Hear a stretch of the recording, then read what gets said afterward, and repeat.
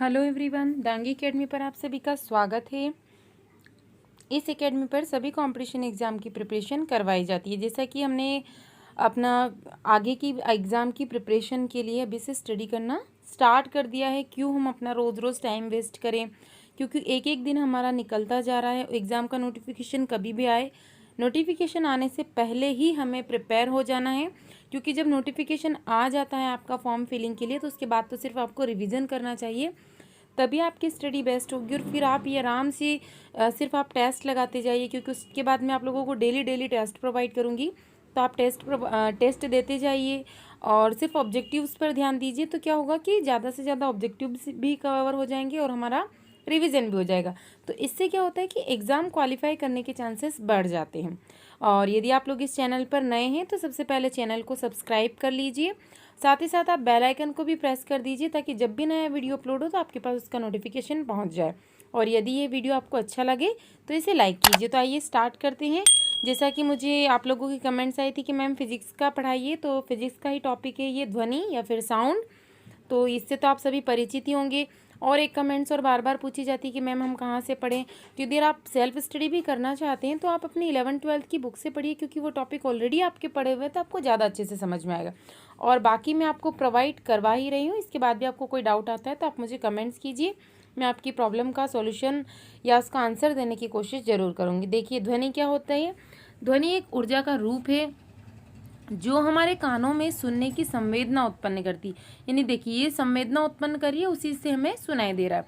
जिन तरंगों की आवृत्ति, ये बहुत आईएमपी लाइन है। देखिए लगभग साल में 2-3 बार जो भी एमपीपीएससी या एमपी से रिलेटेड जो भी एग्ज़ाम होगी, इस क्वेश्चन को आप निकाल के लिए देख लीजिएगा। 2-3 बार तो ये पूछा ही जाता है, कम से कम साल में ही जितनी एग्ज़ाम होती होगी, भले 10 एग्ज़ाम हो, लेकिन 2-3 एग्ज़ाम में ये ज़रूर पूछा जाता है। यानी 20 प्रति सेकेंड से देखिए कितने जीरो हैं, एक एक, बिल्कुल एक एक जीरो आपको बिल्कुल ध्यान रखना है बच्चों, यहाँ पर गलत नहीं करना है ना।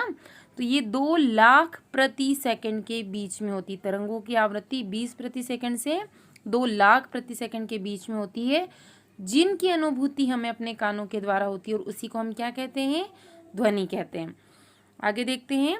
संगीतिक ध्वनि हमारे कानों को सुखाती है। यानी अब ध्वनियाँ 2 प्रकार की होती है। देखिए कभी कभी क्या होगा, जैसे हम लोग गाना लगा रहे तो हमें अच्छा फील हो रहा है, कभी कभी कोई कहीं पर साउंड या कोई भी लाउड स्पीकर की आवाज़ आ रही तो हमें बहुत इरिटेशन फील होता है कि इसको बंद कर दे, क्यों बजा रहे इतनी ज़ोर ज़ोर से। तो इसी के आधार पर ध्वनि को 2 भागों में बांटा गया है कि एक जो मन को अच्छी लगे और एक कर्कश ध्वनि जो बिल्कुल भी अच्छी ना लगे। तो संगीतक ध्वनि जो हमारे कानों को सुखद प्रिय प्रतीत होने वाली ध्वनि को हम संगीतक ध्वनि कहते हैं, यानी जो अच्छी लगे। किसी स्रोत के नियमित तथा आवर्ती कंपनों से उत्पन्न ध्वनियाँ संगीतक ध्वनि होती हैं, जैसे स्वर मापी, वायलिन, तबला, बांसुरी, ये सब इनकी ध्वनियाँ। शोर हम किसे कहते हैं, देखिए रहेगा सब ध्वनि ही, लेकिन जो हमें अप्रिय लगे, कर्कश लगे, कोलाहल लगे, लेकिन जैसे कि बहुत ज़ोर ज़ोर से डीजे बजाना, गाने भी बजाना, लेकिन बहुत ज़ोर ज़ोर से। और फिर मान लीजिए कि ये अनियमित और ये इरेगुलर हो जा सकती है, जैसे एक जैसा फ्लो इसका नहीं होगा, जैसे बर्तनों के टकराने की आवाज़, मशीन के चलने की आवाज़, इसके अलावा डीजे। तो डीजे भी आपको एक हद तक ही रहेगा, कंटिन्यूसली बजाते जाएंगे तो आपको इरिटेशन फील होने लगे, यानी बहुत ज़्यादा साउंड। तो ये हो गई हमारी ध्वनि, हमें खास ध्यान रखना है 20 प्रति सेकंड से 2 लाख प्रति सेकंड। अब ध्वनि को प्रोड्यूस कैसे किया जाता है, ध्वनि का उत्पादन कैसे किया जाएगा। तो विभिन्न वस्तुओं में घर्षण द्वारा खुरचकर, रगड़कर, वायु फूंककर या उनको हिलाकर भी ध्वनि उत्पन्न की जाती है। यानी बहुत सारे जैसे ऑब्जेक्ट्स हो गए या कोई भी मैनी थिंग्स हो गई, उनमें क्या किया जाएगा, घर्षण के द्वारा, है ना। घर्षण यानी कि फ्रिक्शन। घर्षण मीन्स यहाँ पे हो रहा है फ्रिक्शन के थ्रू, चाहे आप उन्हें ऐसे खुरच रहे हैं, किसी भी बर्तन के ऊपर नाखून को रगड़ेंगे, खुरचेंगे उसे, वायु फूंक कर, जैसे आपने विसिल देखा होगा उसमें वायु फूंकी जाती है, या बांसुरी, तो उसमें से साउंड का प्रोडक्शन होता है। वस्तु को कंपन करके भी ध्वनि को उत्पन्न कर सकते हैं। कंपन करना, जैसे सितार, वायलिन में जो उनका तार होता है उसे कंपन करवाया जाता है ना, वाइब्रेट किया जाता है, तब भी साउंड या ध्वनि का प्रोडक्शन होता है। कंपमान यही हो गई, यानी बार बार आप इधर उधर करेंगे तो उसमें से जो वाक तंतु हैं उसके जो फिलामेंट्स हैं वो कंपित होंगे उनके बीच में, और वाइब्रेशन होगा, और उसके कारण आपकी साउंड या फिर ध्वनि का प्रोडक्शन हो जाएगा। ध्वनि का संचरण, स्रोत से उत्पन्न होकर ध्वनि सुनने वाले तथा किसी माध्यम से होकर पहुंचती है, यानी कहीं से भी, जैसे मान लीजिए एक सोर्स है आपका, यहाँ से आ रही है, फिर धीरे धीरे कोई भी यहाँ पर कोई भी खड़ा है तो यहाँ तक जा रही है, यानी स्रोत की ज़रूरत है आपको, और इसके बीच में कोई माध्यम यहाँ से होकर जाएगी और फिर आपके कान तक ध्वनि पहुँचेगी। तो ये माध्यम कुछ भी हो सकता है, ठोस, द्रव, गैस, यानी आप किसी भी टाइप का मीडियम ले सकते हैं, सॉलिड, लिक्विड, गैस। जब कोई वस्तु कंपन या वाइब्रेट करती है तो वो अपने चारों ओर विद्यमान के कणों को भी कंपन कर देती है। जैसे मान लीजिए, एक एग्जाम्पल के लिए आप एक थाली ले लीजिए, उसमें छोटे छोटे रेत के कण या जो भी आपके पास में कोई भी पाउडर वो डाल लीजिए, बहुत मिनिमम अमाउंट में डालना, उसको दूर दूर कर दीजिए और थाली को यहाँ किनारे पर एक स्टिक से हल्का हल्का सा ऐसे मारिए या टच कीजिए धीरे धीरे, तो आपको दिखाई देगा जो जितने भी कण हैं वो वाइब्रेट कर रहे हैं, है ना। तो सेम यहाँ पर भी ऐसे ही होता है, यानी कि जब जहाँ से ये आपका साउंड निकल रहा है यहाँ से, तो इनमें वाइब्रेशन या कंपन हो रहा है, तो ये इस मीडियम से आपके पास पहुँच रहे, तो ये जो भी मीडियम या जो भी माध्यम है उसमें उपस्थित कणों को भी कंपित कर देंगे या उनको भी वाइब्रेट कर देंगे, और फिर वाइब्रेशन के थ्रू या कंपन के थ्रू वो गति करते हुए हमारे तक पहुंच जाते हैं।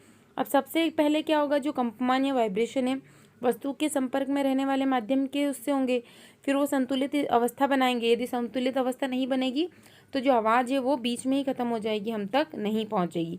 अभी क्या कर रहे हैं कि जो अपने आसपास के कण हैं उन पर भी एक फोर्स या बल आरोपित कर रहे हैं, जिससे जो निकटवर्ती कण हैं वो अपनी विराम अवस्था से विस्थापित हो जाएंगे, उनमें चेंजेस आ जाएगा। पहले वो रेस्ट में थे और अब उनमें चेंजेस आ चुका है। तो निकटवर्ती कणों को विस्थापित करने के पश्चात प्रारंभिक कण अपने मूल अवस्थाओं में वापस लौट आते हैं। माध्यम में यह प्रक्रिया तब तक चलती रहती है जब तक ध्वनि आपके कानों तक नहीं पहुंच जाती, यानी कि यहाँ से ध्वनि आ रही है तो यहाँ पर जो पहले से कण थे उनको हटाया, फिर ये वापस अपनी अवस्था में आए, ये फिर जैसे ध्वनि इधर से जाएगी वापस अपनी अवस्था में आ जाएंगे, और ये भी तो ये विस्थापित करते हुए यानी रास्ता बनाते हुए, जैसे पानी देखा होगा आपने, आप पानी थोड़ा सा नीचे गिरा देंगे तो पानी भी वहाँ की जगह खुद अपने आप रास्ता बनाएगा, अगर आप रास्ता नहीं बनाएंगे धीरे धीरे आगे पहुँच जाएगा जैसे ढलान होगी। तो सेम ध्वनि भी जब तक आप तक नहीं पहुँच जाती तब तक वो रास्ता बनाती रहेगी। माध्यम में ध्वनि द्वारा उत्पन्न विक्षोभ माध्यम के कण नहीं, सिर्फ माध्यम के कणों को विक्षोभ नहीं माना जाएगा ना, डिस्टर्बेशन नहीं माना जाएगा, माध्यम से होता हुआ संचरित होता है, मतलब धीरे धीरे आप तक पहुँचेगा। तो उसमें बहुत सारी रुकावटें भी आती हैं बहुत बार। ध्वनि संचरण के लिए क्या माध्यम की आवश्यकता होती है, देखिए ऑब्जेक्टिव बन रहा है कि क्वेश्चन दे देगा कि निम्नलिखित के संचरण के लिए आवश्यकता होती है, तो यदि उसमें ऑप्शन ध्वनि है तो आपको ध्वनि पे टिक लगाना है कि इसको आवश्यकता होती है। यदि इसको मीडियम नहीं मिलेगा तो आपको आवाज़ नहीं सुनाई देगी। जैसे आपने देखा होगा किसी को भी एक कांच के बॉक्स में बंद कर दिया जाए, वो अंदर से चिल्लाएगा तो आप तक आवाज़ नहीं पहुँचेगी, क्योंकि आप उस आवाज़ को आप तक पहुँचने का कोई भी मीडियम या माध्यम नहीं मिल रहा है जिसमें वो गति करती हुई आगे पहुँच सके। एक और एग्जाम्पल जैसे आपने बचपन में किया ही होगा, एक पाइप ले लीजिए, धागे वाला भी आपने देखा होगा, एक बच्चा यहाँ से बोल रहा है एक के कान में तो आवाज़ ईजिली मूव कर रही है, तो इसे कहा जाता है मीडियम, यानी उसे ध्वनि को या साउंड है उसे मूवमेंट करने के लिए हमेशा एक मीडियम या माध्यम की आवश्यकता होती है। ध्वनि कैसी तरंग है, ये एक और ऑब्जेक्टिव बन जाएगा आपको। तो मैं आपको देखिए पूरा टॉपिक भी डिटेल में समझा रही हूँ, साथ में ही बीच बीच में से जो ऑब्जेक्टिव बन सकते हैं एग्जाम के लिए वो भी बीच बीच में अंडरलाइन करके बता रही हूँ, तो इन्हें ज़्यादा ध्यान रखिएगा। ध्वनि कैसी तरंग है, ध्वनि एक यांत्रिक तरंग है और इसे संचरण के लिए एक माध्यम की आवश्यकता होती है। माध्यम क्या हो सकता है, ठोस, द्रव, गैस, कुछ भी, वायु, जल, स्टील, कुछ भी हो सकता है। अब देखिए क्या ध्वनि निर्वात में से होकर गुजर सकती है, ऑब्जेक्टिव बन सकता है ध्वनि किस में से होकर नहीं गुजर सकती, तो निर्वात। निर्वात यानी जहाँ कोई भी माध्यम नहीं है, कोई भी मीडियम नहीं है। भिन्न भिन्न माध्यमों में ध्वनि का वेग कैसा होता है, ध्यान रखिए भिन्न भिन्न माध्यमों में ध्वनि का वेग भिन्न भिन्न होता है। किसी माध्यम में ध्वनि का वेग मध्यम की प्रकृति और उसके तापमान पर भी निर्भर करता है, यानी कहीं पर तापमान बढ़ाने पर वेग बढ़ या घट भी सकता है। जैसे ठोस चीज़ें हो गई, द्रव चीज़ें हो गई, गैस चीज़ें हो गई, तो किसी चीज़ में आवाज़ धीरे धीरे मूव कर रही है यानी कि, और कहीं पर ज़्यादा है, तो उसकी जो गति करने की क्षमता है वो भिन्न भिन्न माध्यमों में भिन्न भिन्न रहेगी। जिसमें आप पानी के अंदर मुंह लेके बोलिए तो क्या आपको उतनी स्पीड से या फटाक से उतना ही सुनाई देगा जितना आप हवा में बोल पा रहे हैं, यानी खुले कमरे में या कहीं पर भी आप खड़े हैं और बोलेंगे तो आपको ज़्यादा अच्छे से सुनाई देगा। अब इसकी अलग अलग टर्म से वो देख लेते हैं हम। तारत्व, किसी उत्सर्जित ध्वनि की आवृत्ति को मस्तिष्क जिस प्रकार अनुभव करता है उसे तारत्व कहते हैं। तारत्व मीन्स पीच होता है। अब यहाँ क्रिकेट पिच नहीं हो रही है आपकी, ये ध्यान रखिएगा, है ना, उसके मैदान की पिच की बात हम नहीं कर रहे।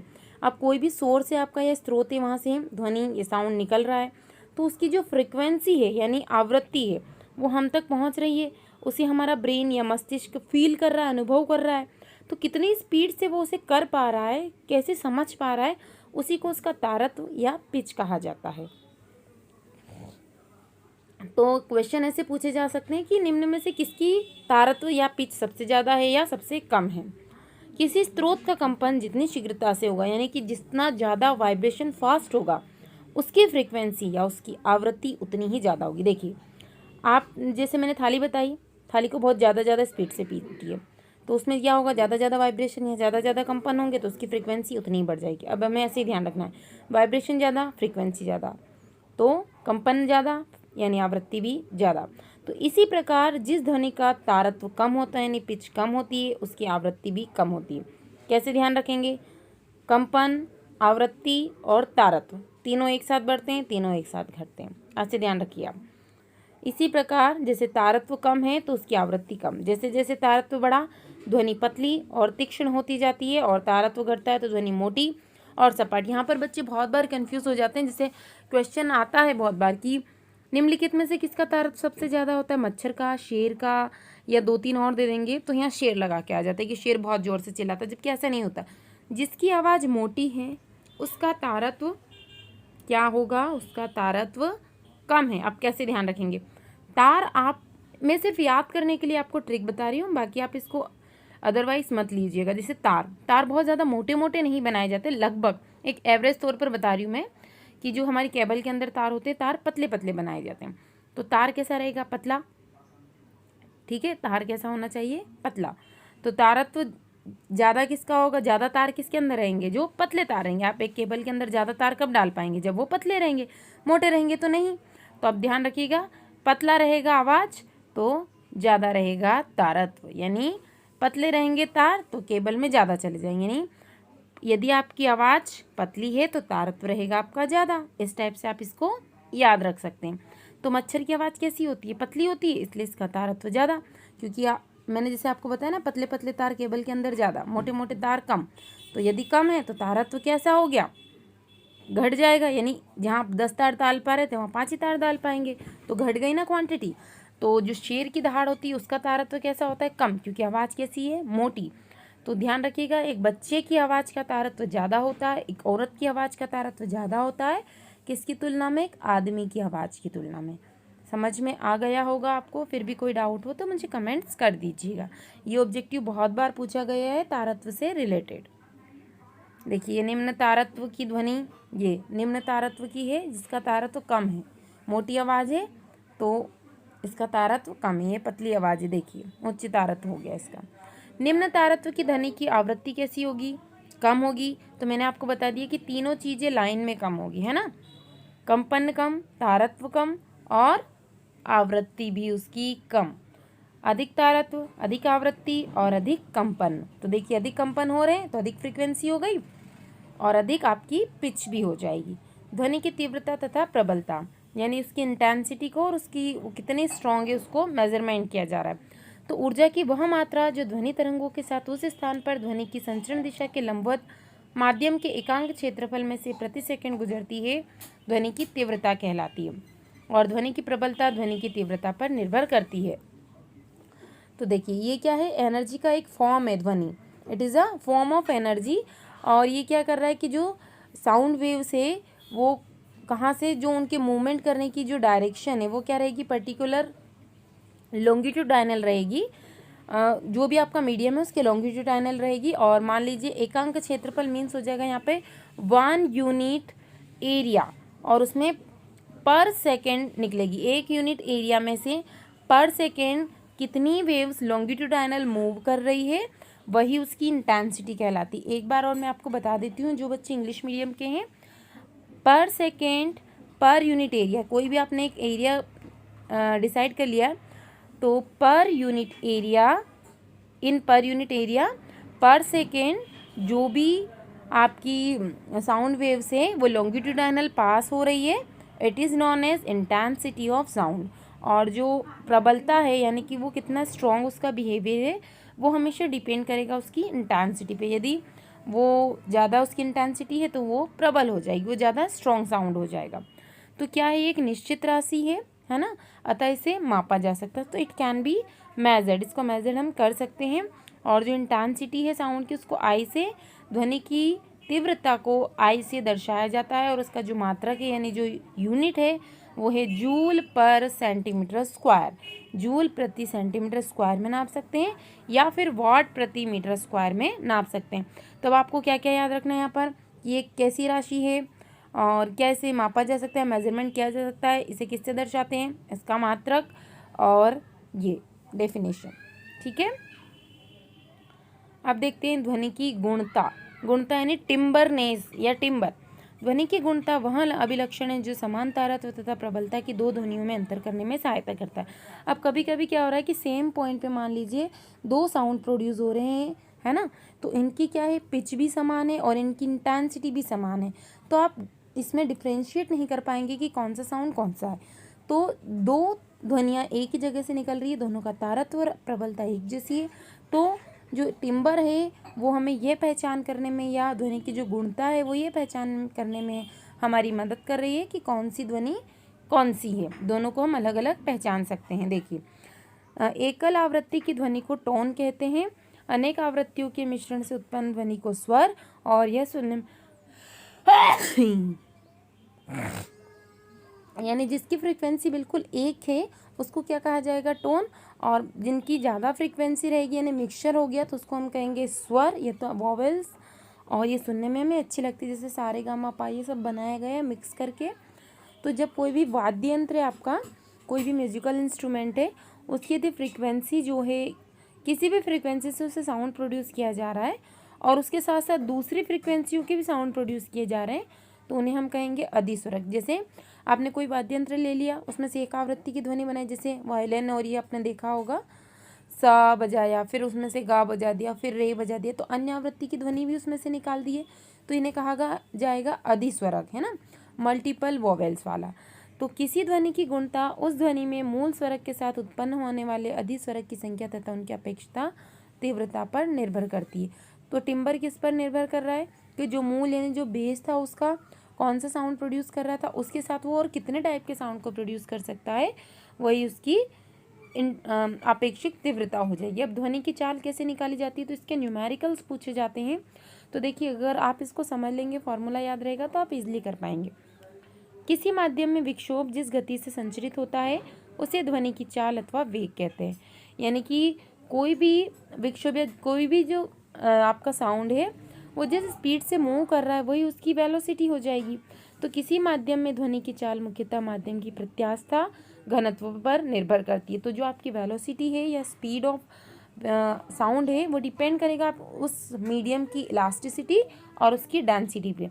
यदि वो ज़्यादा डेंस है तब भी वो ज़्यादा स्पीड से मूव नहीं कर पाएगी। अब उसका नेचर कैसा है, इलास्टिक है या कैसा है। तो अलग अलग माध्यमों में साउंड का जो वेलोसिटी है या स्पीड है यानी ध्वनि का जो वेग है वो भिन्न भिन्न होता है। यदि किसी माध्यम की प्रत्यास्था को हमने मान लिया ई यानी इलास्टिसिटी हो गई ई, घनत्व डी यानी डेंसिटी हो गया आपका डी, तो वेग वी बराबर हो जाएगा, हमेशा ध्यान रखिए, इसको अंडर रूट में निकाला जाएगा, under root e by d, ये ध्यान रखिएगा आप, है ना। यदि आपको क्वेश्चन ऐसा दिया है कि कोई ये माध्यम है, उसका घनत्व इतना है, उसमें इलास्टिसिटी या प्रत्यास्था विद्यमान है, तो उसका वेग निकालिए, ध्वनि का वेग निकालिए, तब आपको ये वाला फॉर्मूला अप्लाई करना है, under root e by d. ध्वनि की चाल पर भौतिक प्रचालों का प्रभाव, यानी कि जब ध्वनि चल रही है, गति कर रही है, तो उस पर किस किस का प्रभाव पड़ता है, यानी effect of physical on speed of sound, है ना। तो देखिए, दाब यानी प्रेशर का इफेक्ट पड़ता है। यदि आपने टेम्परेचर को इक्वल रख दिया है, कांस्टेंट रख दिया, तब भी क्या होगा कि जब गैसों में मूव कर रही है आपका साउंड, तो उस टाइम पर प्रेशर का कोई भी इफेक्ट नहीं पड़ेगा। If temperature is constant, no effect of pressure on sound in gases medium, है ना। तो जब तापमान समान होगा, तो यदि कोई भी ध्वनि है वो गैसों में गति कर रही है, तो उसकी चाल पर दाब का कोई प्रभाव नहीं पड़ेगा। तो यही ऑब्जेक्टिव पूछे जाते हैं कि ताप समान होने पर गैसों में ध्वनि की चाल दाब से किस प्रकार प्रभावित होगी, बढ़ जाएगी, घट जाएगी, समान रहेगी या कोई प्रभाव नहीं। तो ध्यान रखिए, कोई प्रभाव नहीं। अब ताप का प्रभाव, तो ये सिर्फ कब है, जब तापमान कोई में चेंजेस नहीं आ रहा है। अब यदि हम तापमान का हमें मालूम होगा, तो ये पहले तापमान समझ लेते हैं, फिर मैं आपको इसको और क्लियर कर दूंगी। गैसों में ध्वनि की चाल गैसों के परम ताप के वर्गमूल के समानुपाती होती है, अतः माध्यम का ताप बढ़ाने पर ध्वनि की चाल बढ़ जाती है। वायु में 1 डिग्री सेल्सियस पर ताप बढ़ाने पर ध्वनि की चाल 0.61 मीटर प्रति सेकंड बढ़ जाती है। ये पॉइंट बहुत ज़्यादा इंपॉर्टेंट है, ध्यान रखिए। 1 डिग्री सेंटीग्रेड तापमान बढ़ाया आपने तो कितनी स्पीड इसकी बढ़ जाएगी, 0.61 मीटर प्रति सेकेंड। और यदि आपको ये वीडियो अच्छा लग रहा है तो इसे प्लीज़ लाइक कीजिए, और यदि हाँ आप चैनल पर नए हैं तो सब्सक्राइब करना मत भूलिए। तो ध्यान रखिए, यहाँ पर यदि आपसे पूछ लिया जाए कि तापमान समान नहीं है, यदि तापमान बढ़ा रहे हैं तो गैसों में ध्वनि की चाल पर दाब का क्या प्रभाव होगा, तो बढ़ जाएगा। बस ध्यान रखना है, क्योंकि दाब का तो कभी कोई प्रभाव नहीं होता। तापमान बढ़ रहा है तो बढ़ेगा, तापमान घट रहा है तो घटेगा। आर्द्रता का प्रभाव यानी ह्यूमिडिटी का, इफेक्ट ऑफ ह्यूमिडिटी। अब यदि ह्यूमिडिटी प्रेजेंट यानी नमी युक्त वायु है, जैसे बारिश के दिनों में होती है, तो वहाँ पर क्या रहेगा, जो शुष्क वायु के घनत्व से कम हो जाएगा। अतः नमी युक्त वायु अर्थात आर्द्रता में ध्वनि की चाल शुष्क वायु की तुलना में बढ़ जाती है। देखिए, जैसे ड्राई जब मौसम रहेगा आपका, शुष्क वायु रहेगी गर्मियों के दिनों के जैसी, उसके कंपैरिजन में जो नमी युक्त वायु है उसमें इसकी चाल बढ़ जाती है। यानी जो बरसात के मौसम में सीटी की आवाज़ बहुत दूर दूर तक सुनाई देती है, जैसे हॉर्न हुए या सीटी हुए, उनकी आवाज़ ज़्यादा दूर तक सुनाई देती है, क्योंकि साउंड को और ज़्यादा प्रभावित या ज़्यादा घनत्व वाला, ज़्यादा डेंसिटी वाला मीडियम मिल जाता है। इफेक्ट ऑफ एयर, वायु का प्रभाव। यदि वायु चल रही है तब ध्वनि की चाल बदलती रहती है। ये तो आपको समझ में आ ही जाएगा कि मान लीजिए इस डायरेक्शन में हवा चल रही है और आप यहाँ से आवाज़ देंगे कि कोई व्यक्ति यहाँ खड़ा है तो उसे थोड़ी देर से सुनाई देगा या कम, जबकि अगर कोई व्यक्ति यहाँ खड़ा है और इस डायरेक्शन में, जबकि कोई मान लीजिए कि कोई व्यक्ति यहाँ खड़ा है और हवा इस डायरेक्शन में चल रही है और इस व्यक्ति को बुलाना है तो वो उसे जल्दी सुनाई देगा, क्योंकि हवा को माध्यम अच्छा मिल रहा है और आवाज़ भी कम नहीं होगी। यानी उसकी हवा के बहने की दिशा में यदि आप वायु का वेग होगा तो वो क्या हो जाएगा, संचरण की दिशा में वायु यदि बह रही है तो उसकी चाल भी बढ़ जाएगी। यानी यदि हवा इस डायरेक्शन में फ्लो हो रही है, if wind is flow in this direction, the speed also increases, and if wind या आपकी जो एयर है इस डायरेक्शन में, अपोजिट डायरेक्शन में फ्लो हो रही है, तो speed of sound will be decreases. यानी कि उल्टे डायरेक्शन में यदि हवा बह रही है तो चाल कम, और यदि उसी दिशा में बह रही है तो चाल बढ़ जाएगी। आवृत्ति और तरंग देरी का प्रभाव यानी फ्रिक्वेंसी एंड वेवलेंथ का इफेक्ट क्या होगा, तो गैसों में ध्वनि की चाल पर आवृत्ति और तरंग देरी का कोई भी प्रभाव नहीं पड़ता। सिर्फ ये ध्यान रखना है गैसों में, बाकी मीडियम का नहीं दिया। अब देख लेते हैं हम ध्वनि का परावर्तन किस प्रकार से होता है। तो किसी ठोस या द्रव से टकराकर अपनी गति की विपरीत दिशा में वापस लौटना ध्वनि का परावर्तन कहलाता है। रिफ्लेक्शन क्या होता है कि मान लीजिए यहाँ पर कोई, यहाँ आपने बोला, वापस टकराकर आपसे इको साउंड जिसको हम कहते हैं लगभग, वो वापस आना ही परावर्तन होता है, और इसी को कहा जाता है प्रतिध्वनि या इको। किसी उचित परावर्तक वस्तु जैसे किसी इमारत अथवा पहाड़ के निकट जोर से यदि हम चिल्लाएंगे या ताली बजाएंगे तो आफ्टर कुछ समय पश्चात या कुछ सेकंड के बाद वही ध्वनि हमें लौट कर सुनाई देगी, और इसी को प्रतिध्वनि या इको कहा जाता है। तो ये हर कंडीशन में आपको नहीं सुनाई देगी, इसके लिए कुछ शर्तें या कुछ कंडीशन होना आवश्यक है, वो हम देख लेते हैं। अब ये इसमें के क्वेश्चंस पूछे जाते हैं कि प्रतिध्वनि सुनने के लिए मूल ध्वनि और परावर्ती ध्वनि के बीच कम से कम कितने सेकंड का समय अंतराल होना चाहिए। बिल्कुल रट लीजिएगा इस पॉइंट को, 0.1 सेकंड। यदि इससे कम का डिफरेंस होगा तो आपको इको या प्रतिध्वनि नहीं सुनाई देगी।